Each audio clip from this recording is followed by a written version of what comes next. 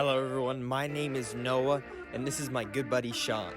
It's crazy to think that in our lives, the two of us have met face to face one time during a meditation workshop in 2019. Although we live on other sides of the world, I'm in China and he's in Canada, he may be significantly older and wiser than me, but through the power of technology and through our shared drives to live our lives purely from our hearts, we've managed to stay so tightly connected.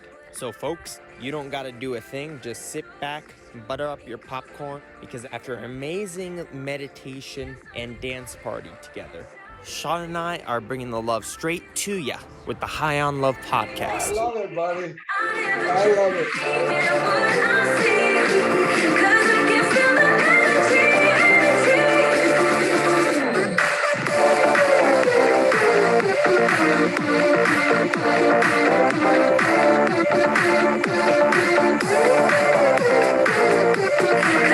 Oh my God, that was amazing. That was so fun. Oh my God, Noah, that was really fun. I like that, buddy. I got to dance with you from Canada to China, around the world dancing. That was beautiful, buddy. Sean, I want to pose you the question. Is this life? Is this the beginning of a beautiful podcast? Or was that just the introduction to the great scene of a movie? I love that question. In my experience, I do, when I'm feeling really connected to Source, to God, to the universe, to whatever it is, I feel it's a movie. I mean, I feel this is an illusion. I mean, I feel the truth is just the energy. And I love that question. So I'll pose it back to you in a minute, but I feel like we create our own reality. Before you took me through this meditation and you did the dancing, I've been really struggling, going through a lot of sadness and a lot of pain. And I was in that, and that's the frequency that I was in. That was my other illusion. And then we pop out into this illusion, which is love and joy. And I feel so present right now, and nothing else exists but this connection. And how can this be real? Your turn. Yes, so that's the topic for today's podcast, that life is a movie, the idea that life is a movie. It's something I've talked about, something I've written about. It's so profound to me, this I guess metaphor. And for me, it's every person is the screenwriter and the main actor of their own movie of life. And then God or the universe or whatever you want to call it is the director. So you're the protagonist, right? You're the main character in your own movie, of course, but then you're also, with your thoughts, with your actions, with all your behaviors, you write a script that forms the backbone of the movie of your life. And then you turn it into the director, God, and life isn't always peachy. We don't always get what we want exactly from the script, right? But for the most part, what we put out is what we get back, right? So I love it. I so relate to that, and I actually want to add that I feel like we also can edit the movie at any time. So if we're like, that's not working, I'm going to do a little edit to make it work a little better, because life always gives you an edit, and then it gives you another little piece to the script, little creative, and then you shift it. So I really love that idea. And it's funny you said that, because I wrote a song fairly recently, that really speaks to how I feel about the world. Bit different than a movie, like it's a nursery rhyme, and do you want to hear it? I'll play it for you. I was just thinking, as you said that, I felt this feeling. This song is called "Life Is But a Dream," and I wrote it when I was feeling really kind of sad but connected. It was a nice sadness, and I really felt this feeling. And the thing about with me with songs, like I can't write a song for my life, but once in a blue moon, something just comes. And this just came, these first two lines, and then I wrote the song. So here we go. When the whole world's falling apart, it's okay, 'cause I live in my heart. Nothing can steer my heart off course.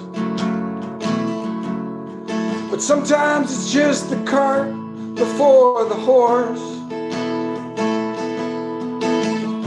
And I know I will fall back to earth. Yet every moment could feel a rebirth. And I know when life feels like a crime, it's really just a nursery rhyme. And I know, so I row my leaky boat.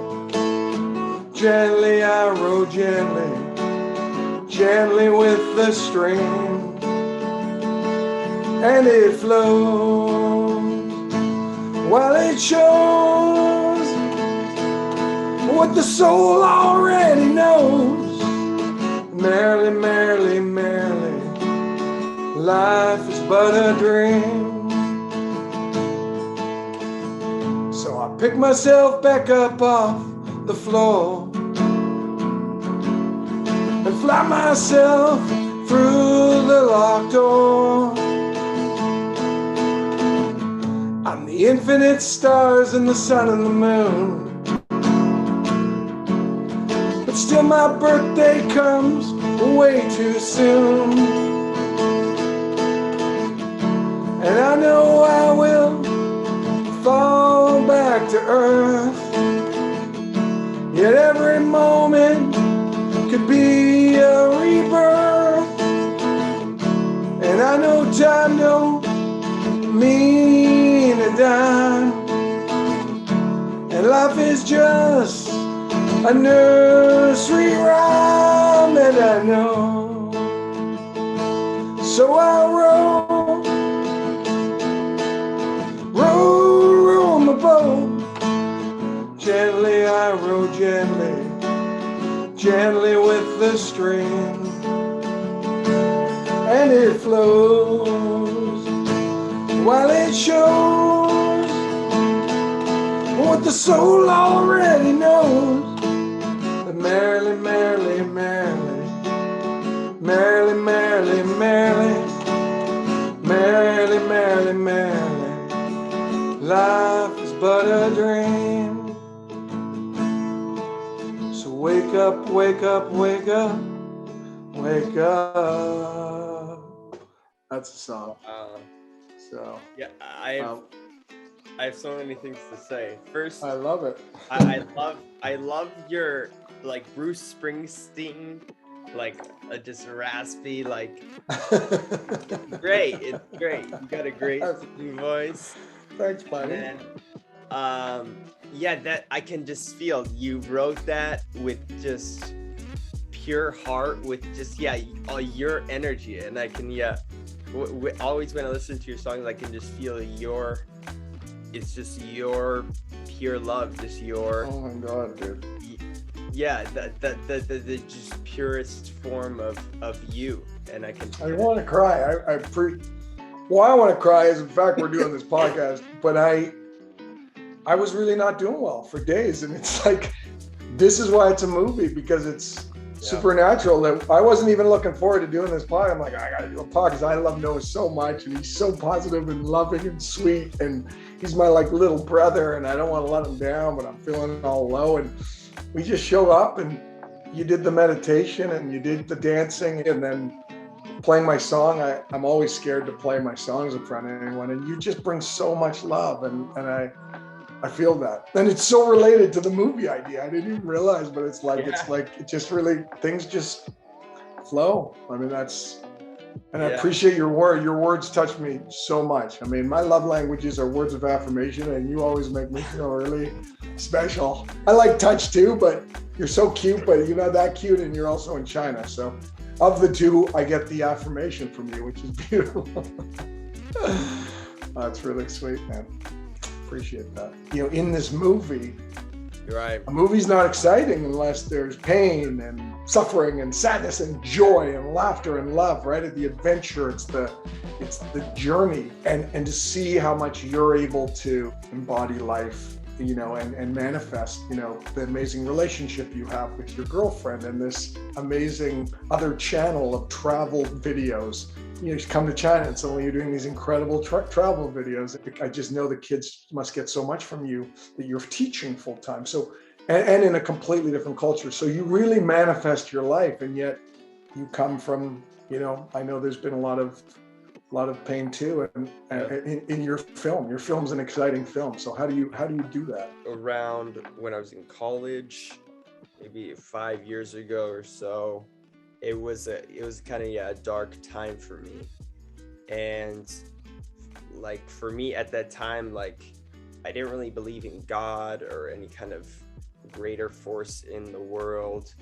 And my view about life was kind of this idea of like Mother Nature, that life can be beautiful, but it can also be just this like unrelenting, just random, unforgiving beast, I guess. It's just this kind of just random thing. Like it could be good, it could be bad. It just happens, you know. You know, it's through Dr. Joe, which we've talked about in the last podcast. I learned the rule of life, which is right that life can be whatever you want. So then, I decided why not make life a movie? Why not make life a movie?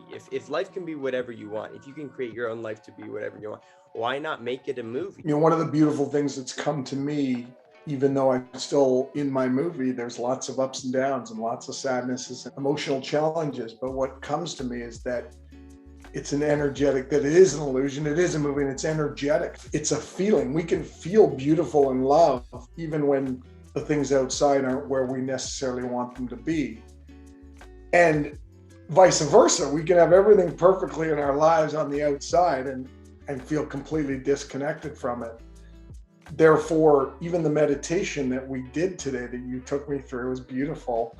That Joe meditation, just the idea that we can be in our meditative experience, we can go to who we ultimately want to be, into that feeling, and to feel what it feels like to feel whole and healed and one and love and oh my gosh, that's all we need. And in fact, sometimes my problem with the meditations, when I do them, they're so beautiful that they're better than real life. And so you can, you know, it's being able to be in the joy without being attached to the joy, even when it's a meditation, or even when it's around such beautiful people, where that energy is so strong, and yet it can also be overwhelming. Yeah. So it's, you know, in the movie, it's staying, you know, in a not too high, not too low, to feel the highness, the love, the joy, without being attached to the outcome, and that's the learning. I mean, I'm not kidding you, today's a total home run learning for me. It's the more I know, the more I don't know. And I learn one thing, I'm learning the same thing over and over again, and that's to let go. Because I'm telling you, for 2 days, I've been like, and not good, and feeling sad and lonely and not loved, and you know, the vulnerability, and just not because of anything outside. I mean, sure, there's stuff outside that I'd like to change, but because that's what's been happening. I wasn't really almost wanting to change the frequency. And then today you come on board and we change the frequency, and it changes, and I really genuinely feel beautiful right now. So that's beautiful. Yeah, I think you bring up a great point, like loving the energy of the moment. Being in that. Yeah, being in that, exactly. Like if I'm feeling sad, upset, or angry, like really finding a fascination with that. I think fascination with any kind of negative feeling, really, really just completely turns the tables of how I view the emotion, right? I love that. I love the heart, the way you express things, because I can feel that you're literally in that feeling when you're expressing it, and it's such a nice quality of yours. And what I felt, there's a great saying I heard years ago, and when I don't practice it, I get it, and when I do practice it, I get it. But it's it's suffering equals pain times resistance, and I would even add that to joy times resistance equals suffering too, because it's an energy. There's nothing, the outside, we think we have such control in this world. Like, I want that great relationship, I want my finances to work this way, and I want to feel love a certain way, I want someone else to be a certain way so that I feel good, I want the place I live, it's a perfect place. But then, wow, my neighbor's loud now, or suddenly there's mold, or anything can happen. We are these little ants on this earth, and all day long there can be potential problems on the outside world, or joys on the outside world. And to know that, for me, when I'm in the good place, which I am right now, thanks to you, well, thanks to us and thanks to energy, but when I'm in that place feeling connected, it's the feeling. Everything else goes away, and I don't go into the thoughts. I don't go into all these thoughts that are coming. And eventually, if I do that, a lot of the thoughts turn into really beautiful thoughts. And I still don't go into those as well. Michael Singer has written, have you written any of his books? And his stuff is so beautiful. And the first time I read his stuff, really realizing I'm just watching, that my consciousness, or not even me, that there's just understanding, wow, I'm just this feeling inside of myself, for this energy that's watching what's going on. And when I can do that and get out of my own way and get out of that 3D box, it's really helpful. Tell me about your beautiful moments, because you met your amazing girlfriend, you guys are hanging out, you're going to these beautiful places in China, you're with kids. How do you experience the beautiful moments as well, like the outside beautiful moments? Well, I mean, that is the thing about life. You can make it a movie, but then it's also, it can't be exactly like a movie, because it's just so unexpected. Everything in a movie is all channeling towards like one theme, one idea, one plot, right? At life, it does have this seemingly randomness. The beautiful moments, I think, are even more beautiful than a movie, because they are beyond what it seems like any human could create, any human could write. Well, even what you say, my favorite movies these days, and even if I look back, are movies that are about more about the feeling, and because it's almost like what you say about a movie. Life is, to me, it's it's just a circle that's just going around and slightly maybe going up or down, but we're just having the experience. And I think about one of my favorite movies of all time was Daniel Day-Lewis, My Left Foot, true story, about a trajectory of someone who just lived his life. He had literally only his left foot was the only thing that worked when he was born, and he grew up with a family that was his parents didn't really understand that he was okay, and when they finally did, he just was able to figure out how to be in passion and love, and he became this incredible artist with his left foot, and he found love, and people loved being around his energy. And it was just about, this guy was full of feeling and love. He was just beautiful. I feel so often like in the stories, it's not the adventure, is the moments when people are really in their heart and having their personal experience. Yeah. It's not about the outside of it. And one of the pieces with you, as I find, you even speak to creating something, such as creating, you created your relationship. You really did. Or you spoke to creating you're just going to go to these neat places and have these experiences. And for me, why it's so enjoyable to hear about it, it's not, oh, it happened to know it, is that I feel your experience. You share the feeling of it. And so, yeah. And I wonder with you, how is that for you? Like, now that you have a girlfriend, because you were like, wow, I want one so badly. It was so awesome. And you wanted that one that would be right, but you wanted it so badly and you made it happen. So how was the feeling more exciting? I don't know how to ask this question because I know you're so deeply happy with her, but was the feeling, how do you compare the feeling of just feeling that love versus the day-to-day being in a relationship? Yeah, I'm absolutely grateful to be with her, and it's a gift. Every moment I get to spend with her is a gift. But it is absolutely reminding myself of that. Like you said, we have these things in our head that we want, so badly, and then it creates this feeling of lack of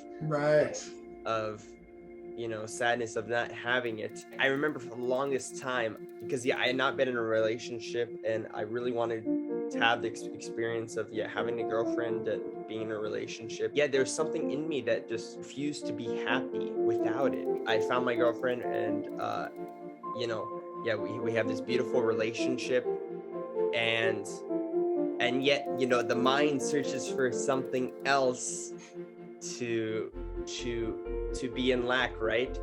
But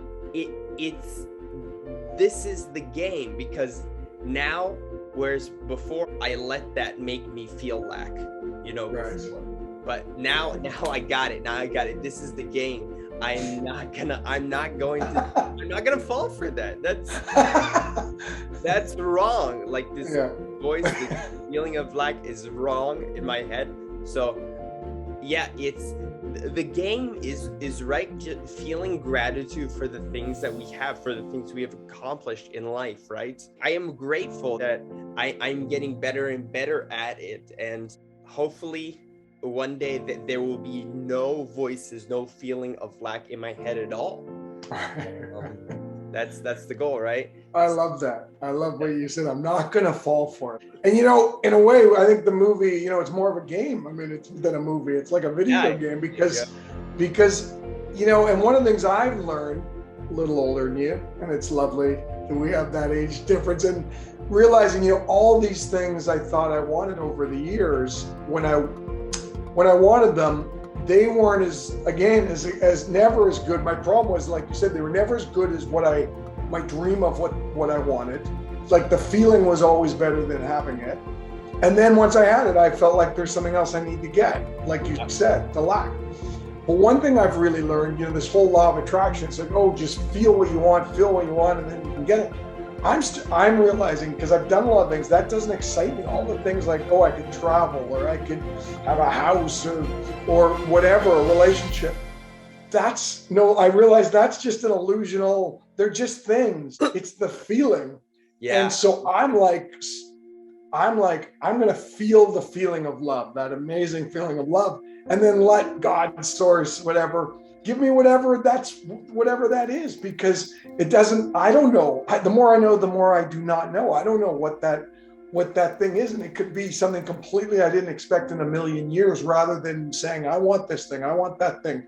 Even in a relationship, for sure, to have love, there's nothing better when you can come together with someone and you can expand when you're having a nice relationship with someone. It's the greatest teacher, the greatest way to grow. Two people coming together in love can expand love. 10 people coming together in a meditation circle, let's say. I know whenever I meditate with lots of people, it's more powerful. So there's that energy that comes together, but you have to already be in that energy, already feel love and joy, and not need that person, to your point, to complete you. Or else it won't work. It'll be in lack, and you'll always be looking for something else. And it's the feeling of love Yeah. The last thing, even when I think about my relationships that were beautiful and loving and amazing, some of the best times I ever had was when I would leave them, like go away go for, say goodbye and go for an afternoon away, or that feeling of like, oh my God, I can't believe we're into each other and she's my girlfriend. And like the feeling of being away from someone, to see them, to see what you've created, to feel the feeling of love. Does that make any sense? You know what I mean? Or before you're going on a date, you're like, oh my God, I'm going on a date with this person that I care about, because you weren't even, it's just, you're having the experience. It's not necessarily the thing. So in about 2018, 2019, I was living with family in the States, and it was a very unhappy time in my life. I was just struggling in a lot of ways, and I blossomed out of it. So Sean, do you know the Masters, the golf tournament Masters? Yeah, I know. Yeah, of course. At this time in my life, I was listening to the soundtrack of the Masters a lot, just like on repeat, just over and over. It's this classical epic just song. It's the song of a hero winning the Masters. I love it. And I was my point for listening to this song at this point in my life was I wanted that song that which captured this feeling of this hero winning the Masters, this hero prevailing. I wanted that to be the soundtrack of my life, of my movie. I wanted that to be, because at that time I was having just a difficult time struggling with a lot, but I wanted to prevail. I wanted to say that and then pose to you and then pose back to me. What is the soundtrack? Instead of going out to experience travel or all these things, you just try to capture the feeling of love within you. What soundtrack, or could you describe the exact feeling of how love feels to you? I have to say it because it always amazes me. That was before you went to Joe Dispenza. You were channeling that idea before you even went to Joe Dispenza. To know that as a young person, that you model, you put the feeling out there and feel that experience, and you actually did that. And in some ways, your life, I mean, the fact that you as a young human being knew human being, and I mean human being, because you knew to just be, to put that beautiful music on, and it made you already feel the feeling even before it happened. And then it's happening. So I really love that.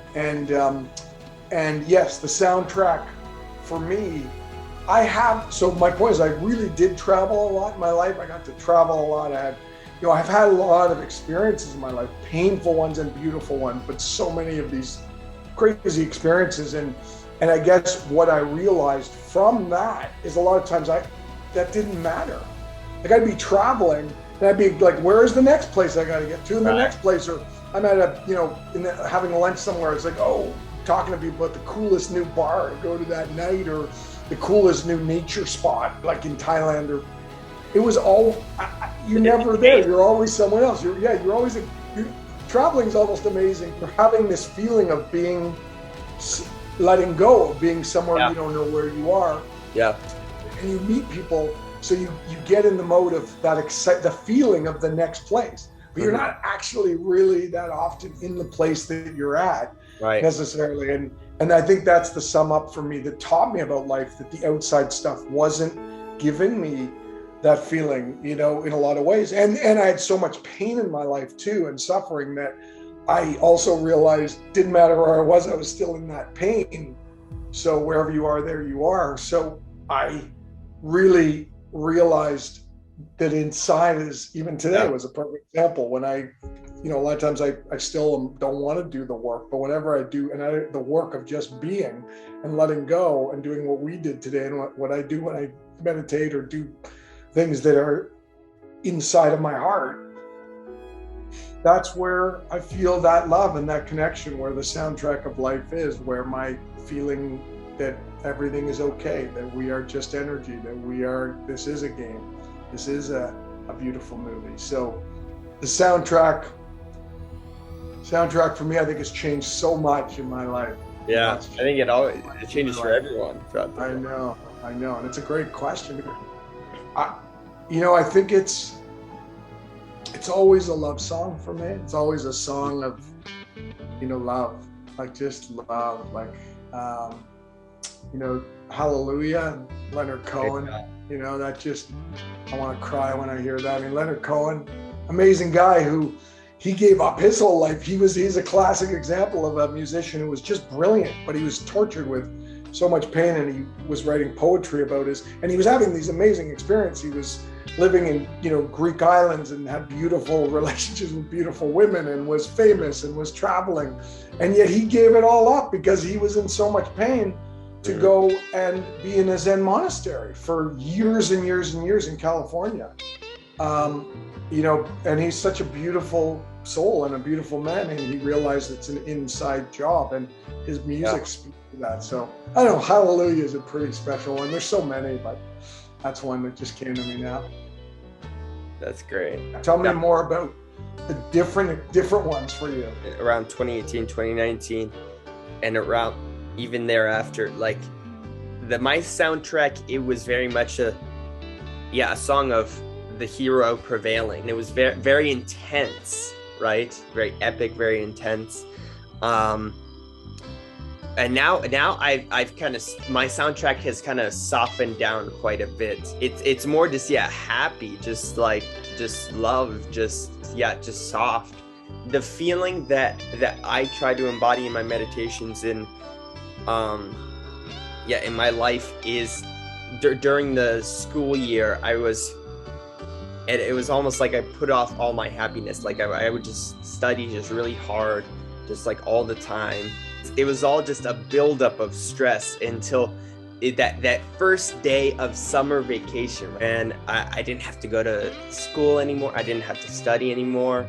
And probably I'm going somewhere with my family. I'm traveling somewhere with my family, and experiencing this new place with my family. Just the feeling of the first day of a vacation in a new place with all your loved ones, with my family, friends. That is the feeling.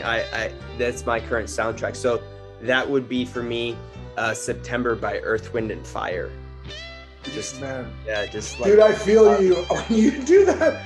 I just feel you, buddy. You are so pure, and you're like dessert, man. You're like chocolate cake all the time. I mean that, but a chocolate cake that never gets, you never feel sick. Like it's like, that's really beautiful. Because it's funny.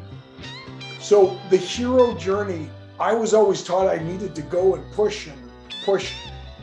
And the hero's journey, that kind of music doesn't have to be about pushing. It can still be about being. And that's what I'm trying to reteach myself. Because I know we talked about the last podcast, I even felt like I don't want to say what I think are things.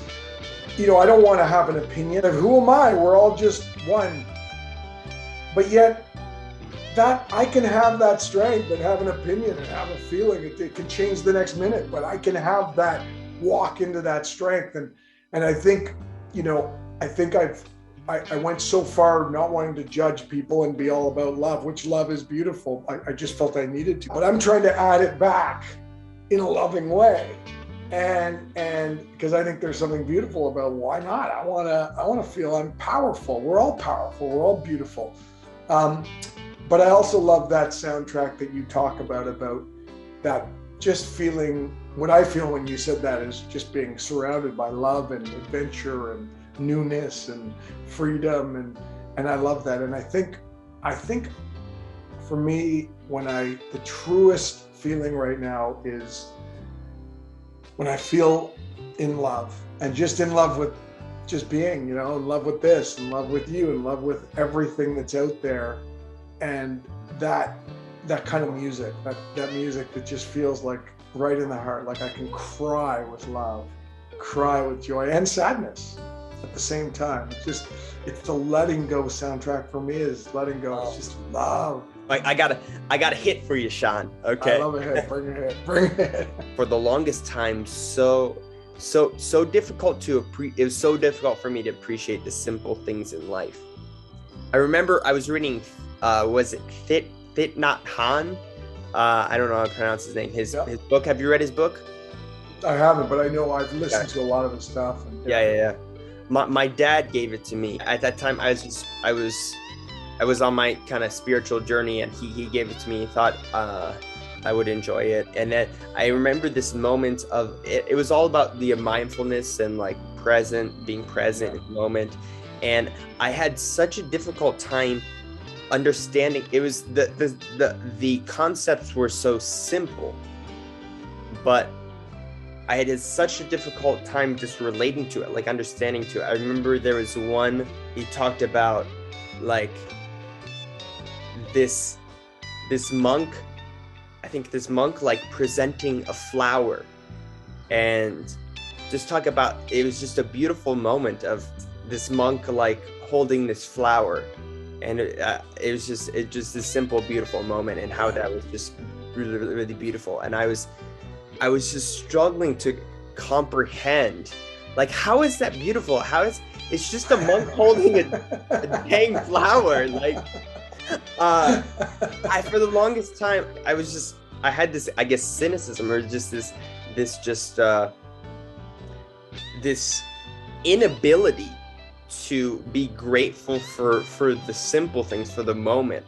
I remember like I had like a coach, a kind of life coach around this time, and they told me to just do kind of affirmation, just tell myself like everything is here, everything is here, just keep telling myself. So I remember like wanting to like almost throw up a little bit, telling myself everything is here.